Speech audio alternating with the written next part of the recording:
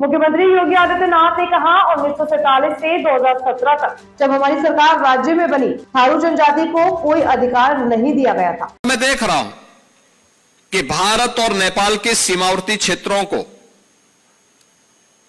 उसी एकता के सूत्र के साथ जोड़ने का एक अभिनव प्रयास आज से 5 वर्ष पहले नेशनल मेडकोज ऑर्गेनाइजेशन ने इस लखनऊ में प्रारंभ किया था। 2019 में जब यात्रा प्रारंभ हुई होगी, उस समय एक उत्साह था, लोगों में एक उमंग था कि कैसे होगा, जानने की एक उत्सुकता थी। यह उस समय था जब professor MLB Bhatt ji KGMU के VC हुआ करते थे। KGMU देश का सबसे बड़ा चिकित्सा संस्थान है और उस समय मैंने भी उनको इस बारे में कहा था कि हमें बलरामपुर सरदेव अटल बिहारी वाजपेयी जी की कर्मभूमि रही है, प्रारंभिक कर्मभूमि रही है और एक वहां के लोगों के मन में अटल जी के प्रति एक आत्मिक लगाव है। तो क्या KGMU का कोई सैटेलाइट सेंटर हम बलरामपुर जिले में बना सकते हैं? उन्होंने प्रयास भी प्रारंभ किया और उस दौरान जब बातें सामने आई बॉर्डर क्षेत्र की, वहां के लोगों की स्थितियों के बारे में, तो राष्ट्रीय स्वयंसेवक संघ के मार्गदर्शन में NMO ने इस यात्रा को महाराजगंज से लखीमपुर तक के इस विस्तृत भूभाग में निकालने का निर्णय लिया। यह वह क्षेत्र है जहां सीमावर्ती क्षेत्र में सीमा के प्रहरी के रूप में थारू जनजाति निवास करती है।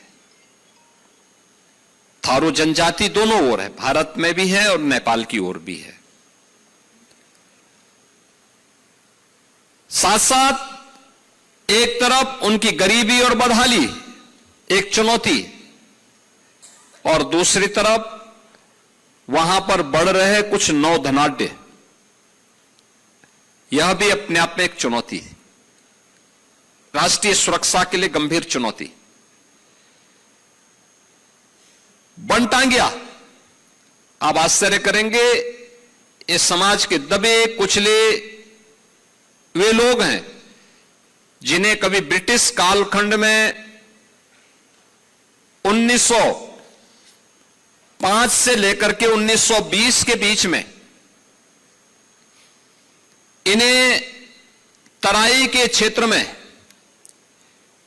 महाराजगंज में, सिद्धार्थनगर में, बलरामपुर में, गोंडा में, बहराइच में, लखीमपुर खीरी में, गोरखपुर में और अन्य जनपदों में तराई के क्षेत्र में जंगल लगाने के लिए ब्रिटिशर ने उन्हें वहां बसाया और कहा कि तुम जंगल लगाओ, इसकी सुरक्षा करो, तुम्हें कोई मानदेय नहीं मिलेगा, लेकिन इतनी लैंड तुम्हें वहां पे खेतीबाड़ी करने के लिए देंगे।